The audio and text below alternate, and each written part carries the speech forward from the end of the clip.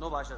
अध्यक्ष महोदय, जो सूचना सभा पटल पर रखी है, मैं आपके माध्यम से माननीय उप मुख्यमंत्री जी के ध्यान में ये लाना चाहूंगा कि जिसमें ये दर्शाया गया है कि MTW जो है 2 कर्मचारी वहां पर हैं, तो मैं आपका ध्यान इस बारे में लाना चाहूंगा कि MTW जो है उसका रख रखाव और साफ सफाई का काम करते हैं, लेकिन जब मंदिर में कोई पुजारी ही नहीं होगा तो उस मंदिर में पूजा अर्चना ही नहीं होगी, तो उस मंदिर की आस्था किस प्रकार से बनी रहेगी। और काफी इलाके से, यही नहीं कि सिर्फ जिला कांगड़ा से, हमीरपुर से भी आते हैं, ऊना से भी लोग आते हैं, तो मंडी से भी आते हैं। तो मेरी आपसे ये आग्रह है कि इसे पुरातत्व सर्वेक्षण के अधीन जो है इस मंदिर को लिया गया है, तो हिंदू एक्ट के अकॉर्डिंग जिस तरीके से दूसरे मंदिरों को लिया जाता है, मेरी आपसे सरकार से गुजारिश है कि इसको भी जो है अपने अधीन लिया जाए और वहां पर जो मूलभूत आवश्यकताएं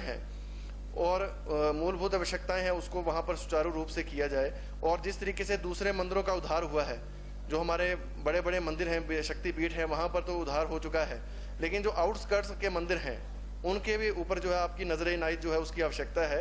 और मेरी आपसे आग्रह है कि जब तक ये सारा प्रोसेस होता है, एक विधिवत रूप से कोई ना कोई पुजारी वहां पर जो है लगाया जाए, ताकि वहां पर जो है पूजा अर्चना जो है वो सुचारू रूप से जो है वो चल सके। मान्य उप मुख्यमंत्री महोदय।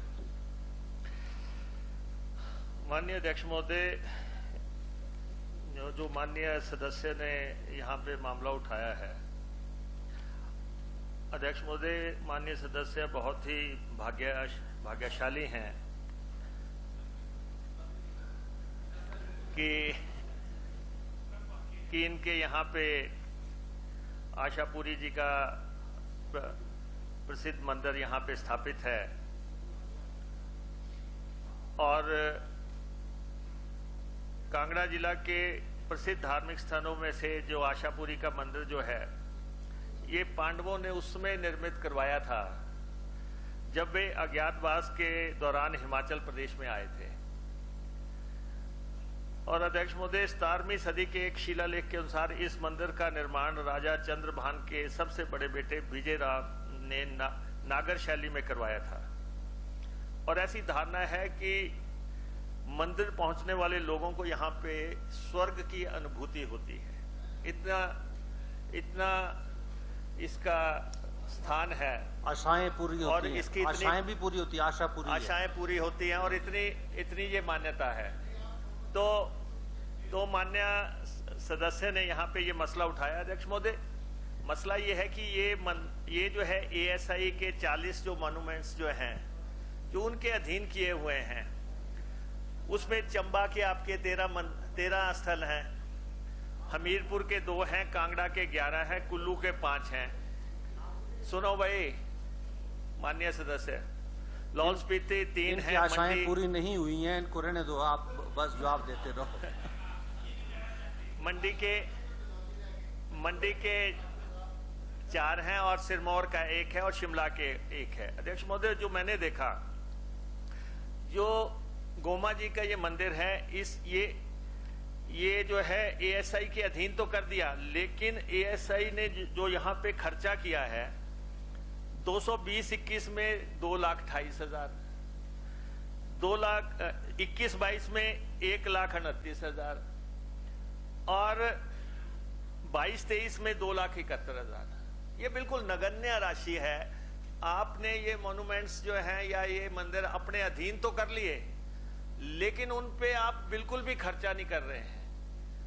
और ये बात जो है, अभी पीछे रवि जी के मंदिर की बात आई थी, मैं खुद वहां पे गया था और उस मंदिर का भी बहुत स्थिति जो है रिपेयर मांगती है, लेकिन हाथ नहीं लगाने देते, टच नहीं करने देते। ऐसा ही जो है ऊपर रामपुर के पास जो है सूर्य भगवान का मंदिर है, उसमें भी बिल्कुल जो है कोई खर्चा नहीं हो रहा है। ये जितने भी सिर्फ नोटिफाई कर दिए और उनके ऊपर कुछ नहीं हो रहा है। ये मसला हमें उनके साथ उठाना पड़ेगा कि भाई या तो इनको बचाओ या फिर हिमाचल सरकार को इन पे कुछ ना कुछ राशि खर्च करने की इजाजत दी जाए, तो ये मामला हम उठाएंगे। और दूसरा, माननीय सदस्य कह रहे हैं कि इसका सरकार के अधीन ले ले। सरकार के अधीन भी अगर हम ले लेंगे खर्चा तो वो करने नहीं देंगे। तो इसलिए हम प्रपोजल को एग्जामिन करवा लेते हैं। अगर सरकार के अधीन लेके इस मंदिर का बचाव होता होगा तो हम जरूर करेंगे, दूसरा आप कह रहे हैं कि वहां पूजा नहीं हो रही है, तो मैं डिपार्टमेंट को डायरेक्ट करूंगा।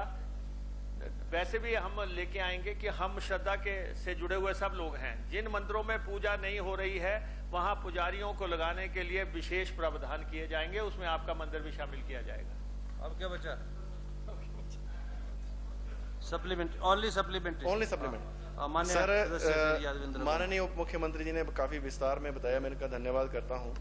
लेकिन मैं जिस तरीके से इन्होंने कहा कि ये सच्चाई है कि पुरातत्व विभाग जो है कोई भी चीज वहां पर लगाने की परमिशन जो है वो नहीं देता, और मैंने भी अपनी तरफ से एमएलए फंड देने के प्रयास किया, लेकिन उनके जो नॉर्म्स हैं वो अलाउ नहीं करते हैं। तो जिस तरीके से उप मुख्यमंत्री जी ने कहा कि इसको टेक ओवर करना जो है वो प्रोसेस है, वो समय लगेगा उसको वहां से वापस लाने में, लेकिन जो सराउंडिंग का एरिया है जो प्रीमिसेस के बाहर आता है, कम से कम मेरी इनसे आग्रह है कि वहां पर जो है बजट उपलब्ध कराया जाए, ताकि वहां पर उचित रूप से जो है शौचालय बन सके, पार्किंग फैसिलिटी बन सके, लोगों को आने जाने का जो रास्ता है उसके ऊपर शेड या टीन वगैरह जो है बनाई जा सके, क्योंकि वहां पर जाने के लिए जो है अभी जो रास्ता है उसका निर्माण होना भी बाकी है। तो मेरी आपसे आग्रह है कि उसके लिए जो है कम से कम सरकार जो है बजट मुहैया करवाए, ताकि जो उसकी मूलभूत आवश्यकताएं हैं कम से कम वो तो पूरी हो सके। अधीन होगा नहीं होगा वो तो बाद की प्रक्रिया है। चलिए तो आप विधायक निधि से भी कर सकते हैं। माननीय मंत्री जी। माननीय अध्यक्ष महोदय, हम मानते हैं कि ये मंदिर बहुत ही श्रद्धा का केंद्र है और इसको बचाने की जरूरत है, और अगर जैसे माननीय सदस्य कह रहे हैं अगर इस पे 10-15 लाख रुपया लगाना पड़ा हम लगा देंगे, जैसा आप कहेंगे हम लगा देंगे, लेकिन इस मंदिर के लिए जो है मसला एएसआई के साथ उठाने से ही निपटेगा, क्योंकि यहाँ पे मुझे लगता है कि नगण्य खर्चा हो रहा है, बिल्कुल खर्चा ही नहीं हो रहा है। Unless you take up this issue with the archaeological department.